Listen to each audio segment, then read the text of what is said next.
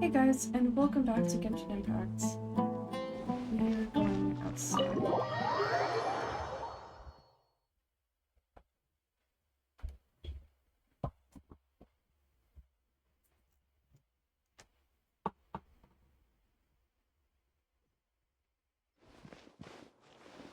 Okay.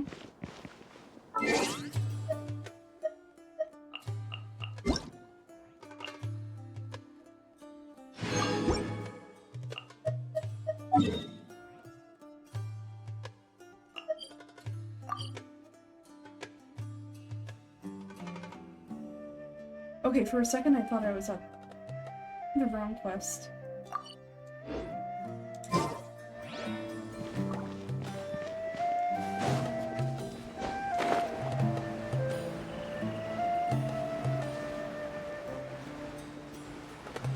Huh. I totally forgot about that. I forgot that the Rift Hounds came this early in the game. Whoa, Candace, you're still fighting? You've been out here dealing with these creatures the entire time? Yes, they just keep coming in waves. I've lost kind of how many I've defeated. Before I realized it, even the sandstorm had stopped. Not only is she really strong, but her stamina is also something else. Eek! Here comes another wave!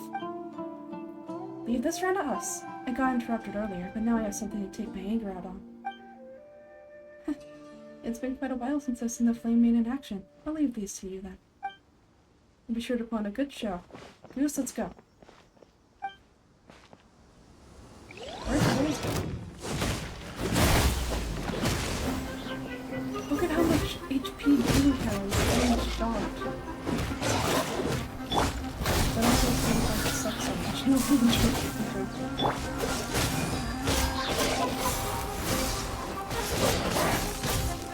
Dealing doesn't suck. My dealing sucks because I already feel it. And I accept that. That's fine. Poison!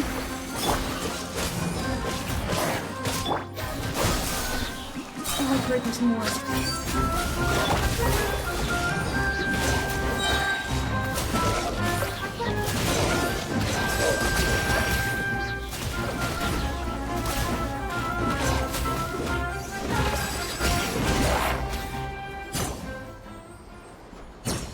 The creatures stopped appearing. Was that the last of them? What we fought just now was probably the aftermath of the sandstorm, so we should be safe for the time being. Well fought, everyone. No injuries, I hope. Huh? Who are you? Oh, my apologies. I haven't had a chance to greet you yet. I had my hands full taking care of the village's elderly and children. I am the chief of our village. Everyone usually calls me Uncle Anpu. Sorry for all the trouble. But Cyno, where'd you even come from? Sir, I am also originally from the desert, but I have not been back for some time now. May I ask if sandstorms are common? I can't say they've always been common, but recently the storms have become increasingly severe and frequent. Besides sandstorms, we also occasionally get earthquakes. According to an investigator who stayed in the village a while ago, those unusual natural phenomenon are related to the withering of Irminsul. Another effect of Irminsul's withering. So, Irminsul's withering causes withering zones in the forest and sandstorms and earthquakes here in the desert? Everything in the natural world is intricately connected to Irminsul. These regional symptoms can indeed be a reflection of Irminsul's present state.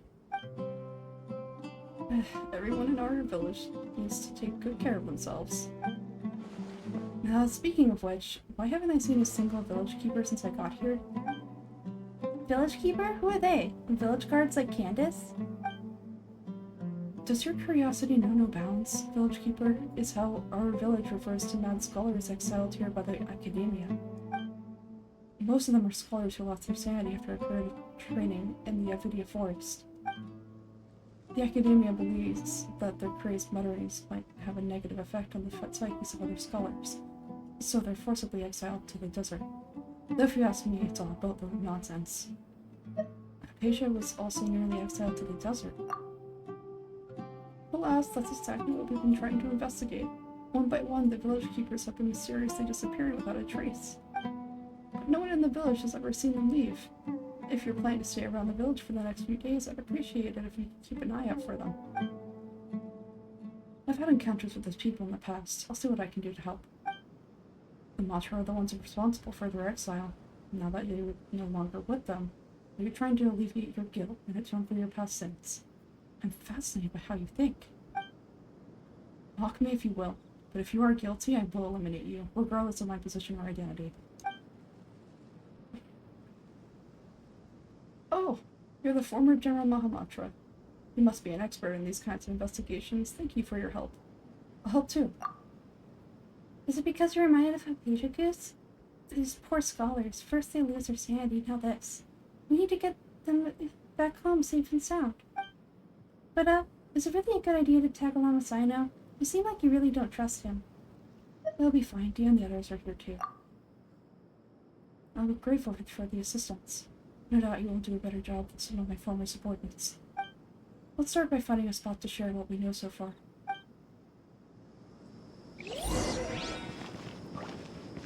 Let me touch the Statue of the Seven.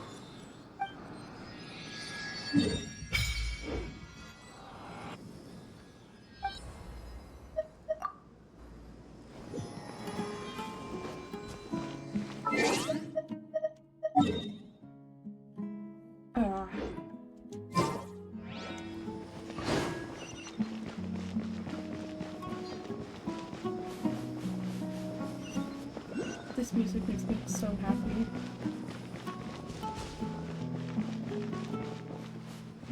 I don't know if you guys have heard the name. MiHoYo is a company that makes games sometimes and music all the time.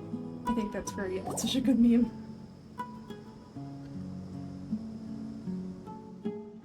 Although I've set myself to exile, I'm still doing essentially the same thing as before. Do you still have any questions for me before we start our investigation? Why do they refer to the mad scholars as village keepers? One of my former subordinates told me that this title has its origins in a strange incident. The academia has long exiled mad scholars to their village. A mysterious phenomenon exists here. When mad scholars first arrive, they are incoherent and deranged as before. But after spending some time here, they invariably begin to calm down. Initially, the people of our village greatly resented having to take in the mad scholars. But a strange incident one night changed that. Our village was struck by the strongest earthquake in living memory. Seeing buildings on the verge of collapse all around him, the then chief of the village was preparing to take everyone to safety. Suddenly, he noticed a mad scholar crouching in the corner, caressing the ground with his hands. A soft green light radiated from him, like a divine glow against the backdrop of night. Despite the powerful tremors that ripped through the ground that night, all the houses remained upright, almost as if they had grown roots reaching deep into the ground. In the end, a single building collapsed and no one was hurt. After that, the people of our village treated the mad scholars with greater kindness, and began to refer to them as the village keepers. A soft green light, a mad scholar protecting our village. What do you make of it, Goose? It must have been Nahida's power. Paimon thinks so too. Actually, Cyno, do you know if any of the mad scholars continue to wear their Akasha terminals at our village? In theory, they would continue wearing them as the academia could still monitor their activities. With that said, the main Akasha system would no longer have any interaction with them. Oh, no wonder. Everything makes sense then. And in the fact that they calmed down, it was probably Nahida who calmed them. If you were able to draw a conclusion from this story alone, then it appears you possess much more information than I do. So what do you make of the story? The mad scholar's power likely came from Lesser Lord Kusanali. Really, Lesser Lord Kusanali. What, you don't believe us? Lesser Lord Kusanali was definitely using the Akasha to give her power to the mad scholars. No, it's not so much that I don't believe you, I'm just struck by your reasoning. Lesser Lord Kusanali, the current Dendro Archon, is she really active in Sumeru? The academia has always placed far greater importance on the greater Lord Rukadavada. Their more or less ignore Lizard Kusanali, and I've never had any reason to doubt their views.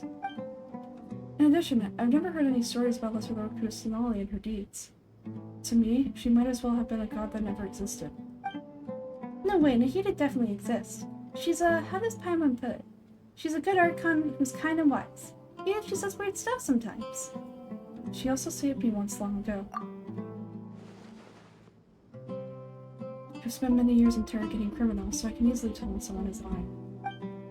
Good, then you should know that we're telling the truth. The look in your eyes, I've never seen it from a lawyer. You two really must have met Lesser Lord Kusanali. How can this be? To think our Archon has been among us this entire time. Alright, now it's our turn to put our skills to good use for this investigation. You betcha. But easier said than done, especially since we don't have any leads. Maybe we can start by knocking on some doors. Excuse me, are you here to help me find my grandpa? Huh? Who are you? By the sounds of it, the president of this village. My name is Isak. You'll help me find my grandpa, right? Is your grandpa a mad scholar? Hey, don't say that. Grandpa's just grandpa. Why do you have to call him that? It's not like he's a bad person or anything. The person you're referring to is not a local, yet you are. Why do you call him Grandpa? Grandpa's just Grandpa. He's my family. I heard everything you said to the village chief. Please, you gotta take me with you. I want to find my grandpa. I swear I'll help. It won't be a nuisance. Ah, so you're the one who was eavesdropping on us around the village chief's house. I was fine to go out and take care of whoever it was, but I had a vague feeling that they didn't harbor any ill intent. Whoa, Hatham wasn't kidding about Madra having sharp senses. Cyno, he's just a kid. All he wants is to find his grandpa. Let's find a way to help him. Sorry, I was only listening in because I wanted to know where Grandpa went, honest. If you don't believe me, you can ask Miss Candace. Please help him, Cyno. Alright, but first let's confirm the facts with Candace.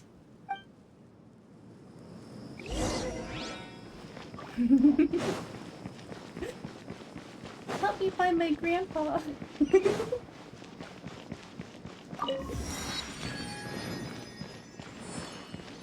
Crap, where do I go? Candace, where are you? Where are you, girl? Oh my god.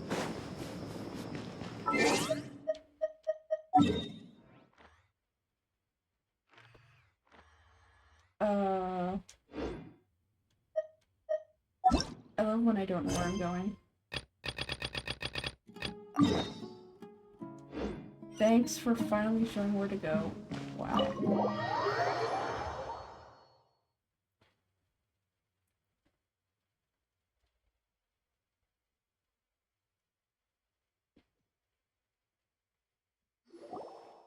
As you approach the village chief's house, Cyno asks Isak to wait nearby. Cyno is super vigilant. Is this what all the Matra are like?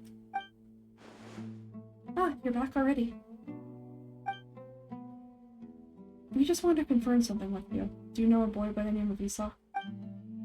I had a feeling he'd go looking for you. Huh? You knew this would happen? Yes, although he tried his best to stay hidden. I still noticed him eavesdropping outside the window. He really wants to get his grandfather back.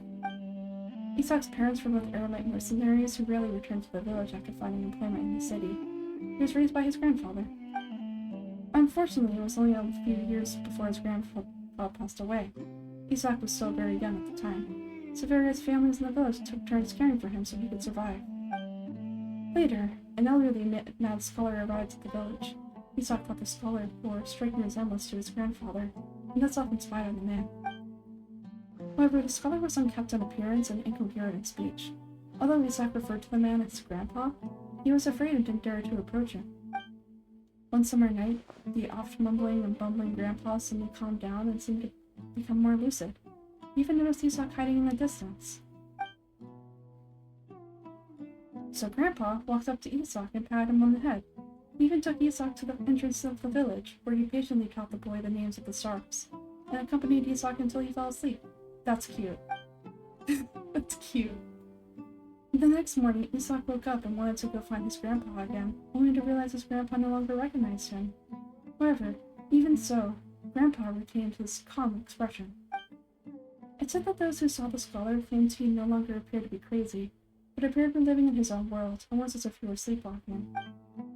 Isak was thrilled that his grandpa was able to find peace, and would follow him all the time, asking him things like, "Grandpa, want me to take you somewhere fun?" Or, "Grandpa, could you tell me stories about the stars again?" All this somehow makes Paimon feel really sad. It seems like they both deserve so much better. Perhaps. Nearly everyone else in the desert had some form of hardship or regret. But even so, we must still continue on with our lives. It's also my reason for fighting. I must continue to protect this land. You said Grandpa was probably Nikita. She must have sued the other Nat scholars as well. From the look on Cyno's face, he probably connected the dots as well. Maybe the people have always had a considerate God watching over them.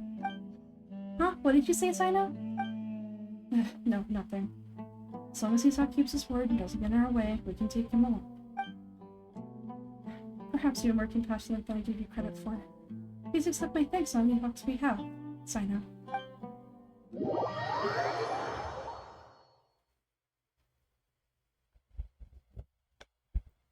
I'm moving my mic away from my computer so it hopefully doesn't pick up on the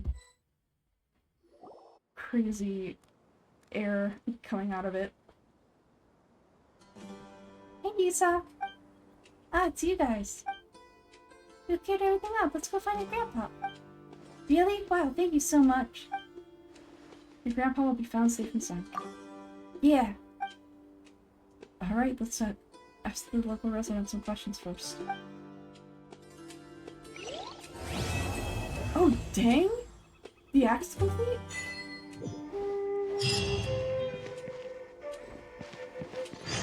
I wasn't expecting that to be the end of the act. Let me check how long we've been recording. Yeah, that's a good place to stop. Thank you guys for watching, and I will see you next time. Bye!